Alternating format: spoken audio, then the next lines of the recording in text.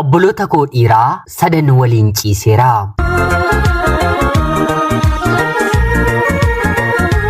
Seenaan kun ijoollee waggaa 14 gadiitiif akka dhaggeeffataniif gonkumaa hin eeyyamamu.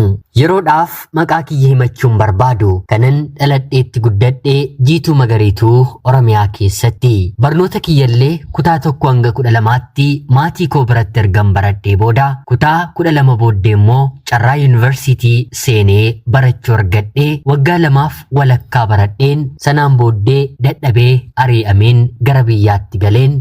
Sanaan booddee immoo adaadaan koo gara biyya hambaatti na waamtee biyya hambaa hojjechuun eegalee. Akkanumaan seenaa koo yeroon dhaladhe irraatii kaasee hangan biyya hambaa deemuuttiin jedheen toora lamaan yeroon barreessu yookiin immoo dubbadhu tarii waanuma toora lamaa isinitti fakkaachuu danda'a ta'a.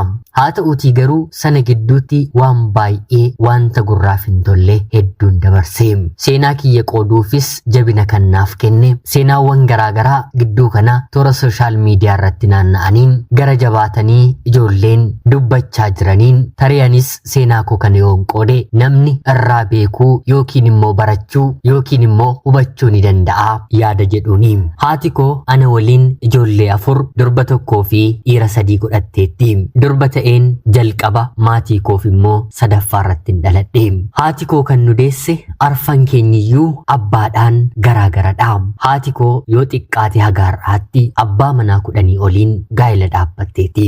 Amalli ishee dhiira ishee bilchachuuf dhufu miti nuyi ijoollee isheefiitiifiyyuu baay'ee ulfaataadha. Amala yookiin immoo gocha haadha keenyaa wantoota nuti irratti hin jaallanne baay'ee hedduutu jira. Nutis ijoolleen ishee erga of barree boonna gochaa kana dhiisii wanti kun hin si miidha malee waan si fayyadu hin qabu jennee yeroo ishee gorsinu nutti ni dheekkamti. Ani kanan kana godhu isiniif jedheenidha. Yoon ani kana gochuu baadhe isin ana jalaa dhumtu. Qabeenyi koo horiin koo bakkeetti na jalaa hafaa jettee sodaatti. Wanta nan isiniif dubbachaa jiru salphaatti akka inni isiniif galu homaa shakkii tokkollee hin qabu. Haati koo mana abbaa manaa ishee jalqabaarraatii dhaalte waggaa 4 qofa waliin jiraatanii mana bal'aa guddaa ta'e magaala keessatti ni qabdi. Mana kana keessatti immoo kutaa addaa mana citaa yookiin immoo godoo ijaartee mana waaqeffannaa mataa ishee kan dhuunfaa ishee ni qabdi. Al takka takka sinii yookiin immoo shinii bunaa kan namaa laaltee waa'ee fuuldura namootaallee ni raagdi. Qaalluun kan isheen beektu kan namaa xeembartii jedhama mitiire gochaan haadha koo yeroo hundaa kanumadha. Ni fagdi, ni iyyiti. Halkan qixxee kaatee akka fardaa mana keessa utaalti. Qaama hafuura seexanaa ifaaf ifatti otoo nuti dhageenyuu waliin haasoftu ni qabdi. Ayyaanni yookiin immoo hafuurri suni kan dhufe akaakayyuu abaabilee isheerraati. Hundumtiyyuu sodaatanii galgalli isaanii otoo hin bareediin dhumanii haati koo immoo baattee har'aan ammaan geessisteetti. Isheedhaan waaqeffannaa kana dhiisi jechuurra lubbuu kee balleessina jedhanii otoo gaafatanii lamaan keessaa lubbuu ishee balleessuu fixatti. Akkanuma obboloonni ishee kan dhumanis ta'e kan jiran gochaa kanatti sirriitti amanu. Kuni hafuura kennaa ayyaana keenyadhas jedhu. Nuti beeknee yookiin immoo nuuf galee otoo hin taane yerooma sana bara kana keessa wanti akkanaa hin hojjetu jennee guutummaa guutuutti ni amanna turre. Amantaa keenya gara garaagaraattis jijjiiruuf yaalii tokko tokko ijoolleen ishee ni yaalla turre. Haa ta'uutii garuu nuuf hin milkoofne ayyaanni karaa ishee dhufe nutti immoo ni taphate. Jireenya anaa fi obboloota kootti ni taphate. Haati kiyya kan guddiste haatumti kiyya gara biyya hambaatti kan ergatte obboleettiin ishee yookiin immoo adaadaan keenya tokkollee ni turte. Kan nuti itti gargaaramnu yookiin immoo guddanne yeroon of baree ga'eerraatii kaasee gargaarsa adaadaan koo kuni haadha kiyyaaf gootuutiini. Haati abbaan isaanii waan dhumaniiruuf maallaqa ergitu harka caalu haadha kiyyaafidha. Haati koo immoo maallaqa sanaatiin nuunis nu guddisti. Seexana yookiin immoo qaalluu mana keessaa qabduttis ni tajaajilamti. Hawaasa yookiin immoo namoota naannoo keenyaattis gochaa keenya kana waan nurratti beekaniif maqaa addaa Guyyaa Toshituu, Budaa, Hamtuu, Falfaltuu maqaa jedhu haati keenya ni qabdi.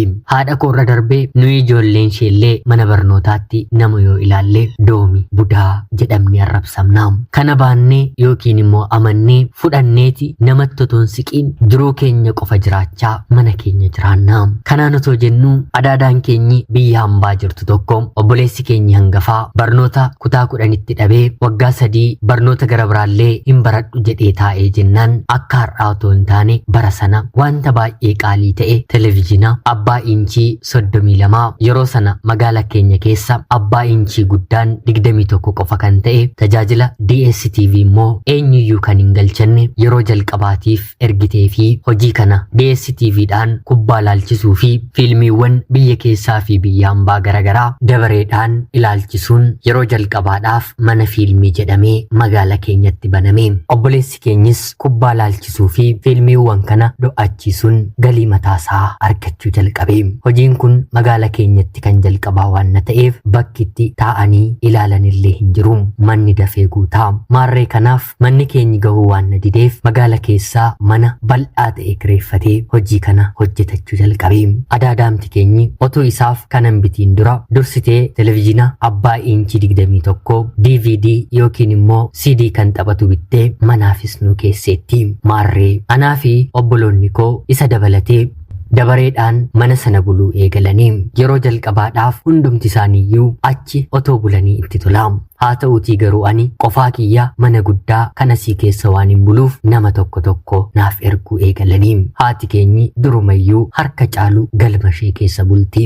Achi keessatti ni fagdi, ni iyyiti, ni yuusti. Hojiin ishee, jireenyi ishee haga har'aatti kanumadha. Du'a jala gaheellee namni hin jijjiiramu, rabbi isaatti hin araaramu. Maarreegaa anis yeroo tokko bakka mana fiilmii kanaa deemeen guyyaa fiilmii gaariin jira jedhame hanga galgala sa'aatii 2 sa'aatii 3tti taa'ennan ilaalaa. Haa ta'uutii garuu kana gidduutti fiilmii walitti fufinsa qabu guyyaa guyyaadhaan obboleessi kiyya kuni magaalaa Finfinneedhaatii hunda isaa fidee daawwachiisuu ni jalqaba. Fiilmii kanattis dargaggoonni araada qabamanii baatiidhaa haga baatiitti walitti fufinsaan ilaaluu eegalanii. Anis yeroo tokko itti fufinsa isaa ilaaluuf fiilmii kana fudheen manatti ilaaluu yoona darbeera ta'ellee akkanuma deemeen biraa fudhee ilaaluun araada fiilmii ilaaluutiin nan qabama. Kana keessatti fiilmiin yookiin immoo foddaan televizyinii kan argisiisu waanumatti kaa'anidhaatii fiilmiiwwan saalqunnamtii of keessaa qabanillee dargaggoonni hiriiranii maallaqa kanfalanii walitti fufinsaan guyyaa guyyaadhaan araada qabamanii kan ilaalanii keessaa isa tokkodha. Gara jalqabaa obboleessi koo hin dhorka ture. Booddee irratti garuu waan isaan galgala ilaalan anaatiin na dhorkan manatti fudheen ilaaluu waantan jalqabeef yoon ilaale rakkoo maal qaba jedheen isumaatiin iyyuu amansiifachuun jalqabe. Taphni yookiin immoo haasoon jal'ina jireenya koo bakka kanatti eegale. Yeroo hojiin kun eegale kutaa 5ffaan baradhaa. Yeroo fiilmii kan ilaaluun eegale immoo gara jabaadheen kutaa 7tti ceeraa. Umriin koos waggaa 15-16 ni ta'a. Bara tokko qofan barnoota addaan kuteera. Maarree fiilmii haaraan jalqaba dhufeera taanaan manatti fudheen obboloota koo na bira bulanii waliin ilaalaa.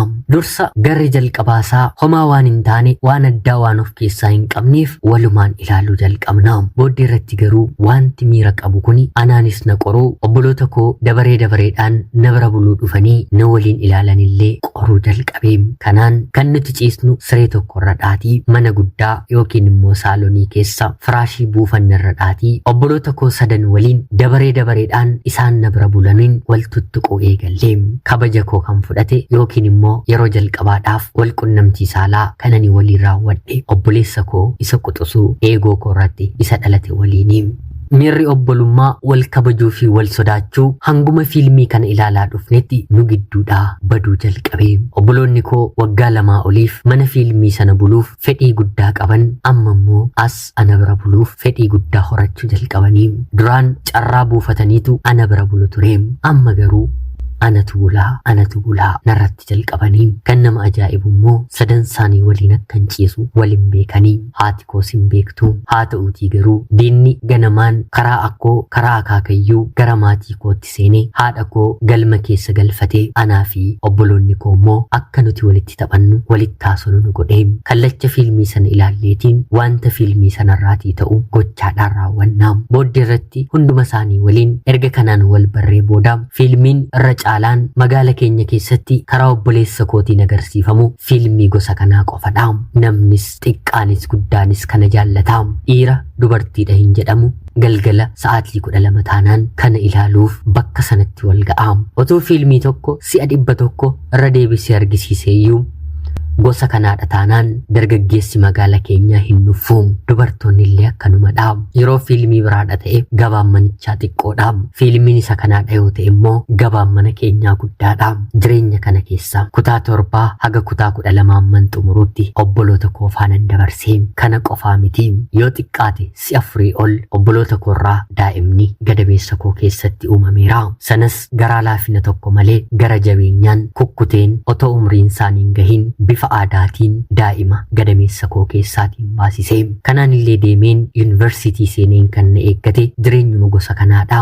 Akka carraa ta'ee barnoota seemisteera 1ffaa nagaadhaan xumureen seemisteera 2ffaa irratti mucaan Finfinnee tokko dhuftee doormii keenyatti dabalamte. Mucayyoon kun bakkeedhaa namoota isheen beektu barattoota waggaa 2ffaa 3ffaa ni qabdi. Isaan kireeffatanii diida galuu. Dabalataanis hojii sagaagaluu hoteela garaagaraa keessa deemanii hojjetu. Jalqaba irratti hojii kana na jalqabsiisanii. Lammaffaa irratti garuu har'a akka waan addaatti godhamee miidiyaa garaagaraa irratti kan mul'atu saala wal fakkaataa dubartiif dubartii isaan waliin hin eegalee. Dursa fiilmota kana keessatti ilaaluun sammuu koo keessatti waan barreeffameeruuf araadummaa yookiin immoo afshaalamuu ta'eetiin itti mul'ate malee sodaadheen maalinni waan akkasii kun immoo jedheen waanan itti qaanfadheeru hin qabu. Tarii maal taateeti carraa maaliitu si mudate jettanii karaa hundumaatiin anaa fi jireenya koo irratti murteessuu ni dandeessu ni ta'a. Haa ta'uutii garuu har'a foddaan iskiriinii kan moobaayilaas haa ta'u kan televezyiinii mana hedduu mana eenyuyyuu ni jira. Cubbuun maatii koo eekkamsi rabbii akka jirutti ta'ee haa ta'uutii garuu namummaadhaaf gara kanaatti kan nu fiikse teeknooloojiidha. Teeknooloojii adaadaan koo mana keenyatti fiddee keessatu jireenya kana salphaatti akkan ilaalu darbee immoo obboloonni kiyyas akka ilaalani godhee. Obboleessi kiyya inni hangafaan yeroon ani yuunivarsiitii waggaa 2ffaa baradhu fuudhee gaa'ela dhaabbatee gaa'elli isaa sagahuu didee bakka ani baradhu mooraa yuunivarsiitii dhufee isheen dubbisa jedhee na waliin ciiseera.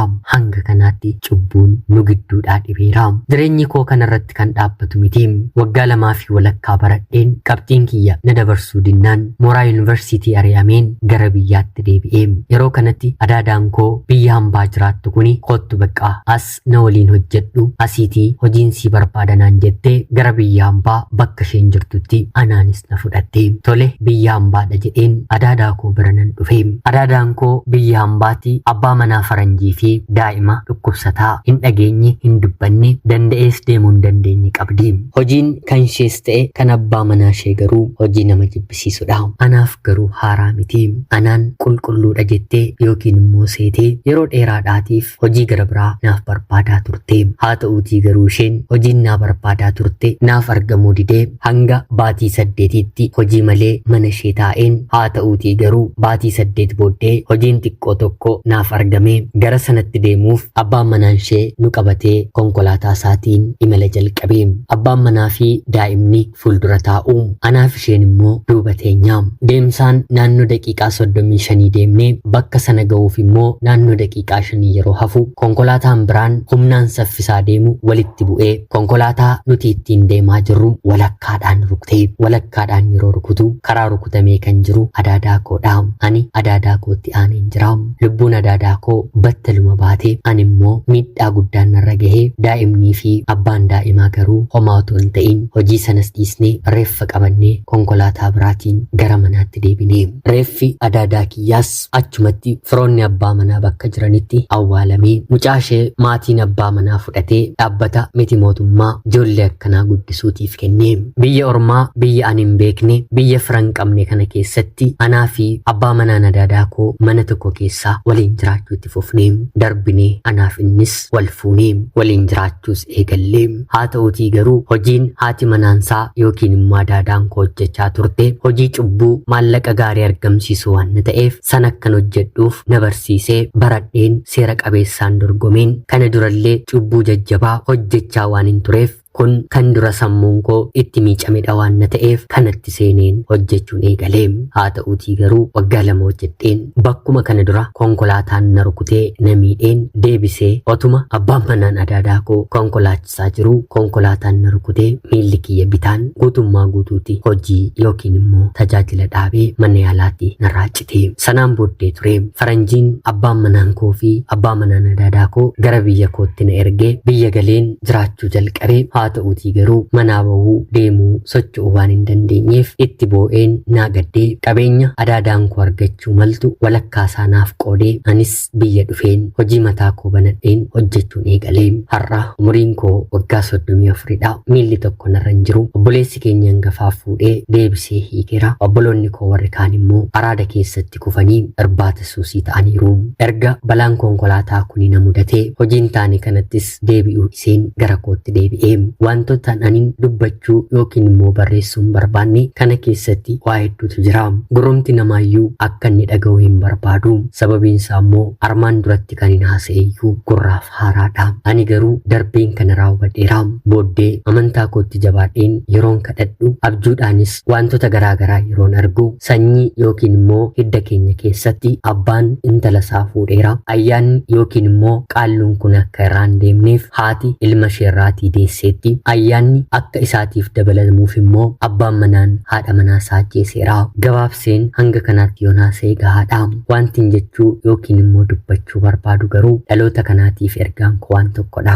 Seenaan koo kanirraatii baratamu tokko hin qabu. Haa ta'uutii garuu namni dhuma namaa laalee barataatii dhumni koo qobaa jiraachuu obboloonni koo immoo bittinnaa'uu jaalalli kabajni nu gidduudhaatii dhibuu fi kanneen kana fakkaatanidha. Kana hundumaaf sababa kan ta'e maatii keenya ta'us haa ta'uutii garuu maallaqni karaa cubbuu karaa adaadaa keenyaa gara maatii keenyaatti seene jireenya koo balleesse. Yeroodhaaf maallaqa lafa kanarratti kan nama gammachiisu ta'us haa ta'uutii garuu haala isheen ittiin fiddeen nu keessaas bahee. Har'a maatii hundumaa keessa moobaayiliin televezyiiniin jira. Ijoolleen waggaa 10 waggaa 12 booda moobaayila kan isheen fayyadamtu wantoota qoosaa yookiin immoo tiiktookii ilaaluuf qofa miti. Wanti isaan ilaalanii maatiin akka irratti hin argineef immoo balleessan waan hedduutu jira. Yeroo sanallee haa ta'u televezyiiniidha hanga maatiin keenya ciisanitti yookiin immoo ija isaanii nurraa fageessanitti eeguun ilaaluun ni danda'ama ta'a. Haa ta'uutii garuu ijoolleen yeroo ammaa kan ciisan moobaayila isaanii waliitiini. Inni dhiiraas isheen durbaas mana barumsaa keessatti wanta ijoolleen kutaa 3 kutaa 4 barattu wal argisiisaa ooltu haalli dubbiin barattoota kutaa 1 keessumaa immoo erga televezyiiniin qaanaa biyya keenya keessatti jalqabamee booda raajii addaatu dhaloota ammaa irratti mudachaa argamaa jira. Kana maatiin hin beeku. Haala ittiin maatii jalaatii dhoksan ijoolleen bara kanaa sirriitti ni beeku. Kaleessootu mana keenya keessa televezyiiniin hin jiru ta'ee ani rakkoo fi dhukkuba kanaatiif gonkumaa hin saaxilamu. Har'a dhala godhachuu miti karaan ittiin fincaan kiyya fincaa'ullee tuubboo faranjiin qaama koo keessanaaf kaa'eeni hanguman balleesse gatii sirriitti kanfalaan jira. Obboloonni koollee gochaa kana keessa waan jiraniif bor waan isaan eeggatu rabbi duubaatu beeka. Har'a fuula kiyya gara waaqaatti galagalchus haa ta'uutii garuu jireenyi koo kaleessaa afaaniin kan dubbatamu gurraan illee kan danda'amee dhagahamu hin turre. Rabbiif galuu wanti dadhabamu hin jiruuti. Har'a dhiifama argadheen dheekkamsa inni narra kaa'een gara namummaatti deebi'een ofirra darbeen haadha koo maatii koo dhiisaa jedheen kadhachaan jira. Haa ta'uutii garuu waan ganama abaabilee fi akaakilee keenyarraatii nutti dhufeef wanta kana maatiin koo salphaatti dhiisuun itti sulfaateera. Afurri hamaa kun immoo nutti taphachaa jira. Daandiin ani waggoota dheeraadhaaf deemaa ture daandii sirriin turre. Kun immoo yeroo isaa guyyaa isaa eegee yeroon ani jiraachuuf barbaadutti kutee lafa na kaa'ee kanaa ol wanti hin jedhu hin jiru. Ana obboleettii keessan magaalaa Finfinnee irraati. Ulfaadhaa nagaatti galatoomaa.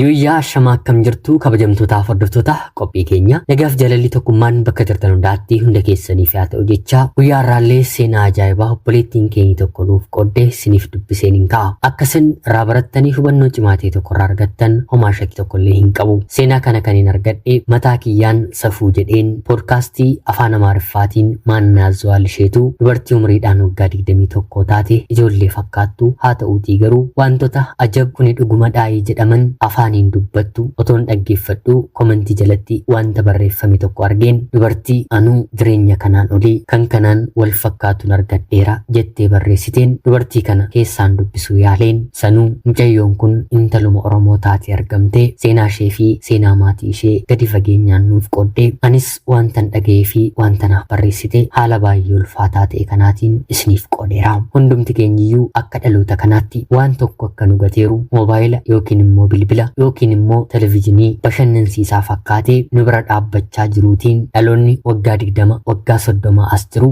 baay'eetti akka miidhamaa jiruu fi akka inni miidhame reefu kan nu yaadachiisedha.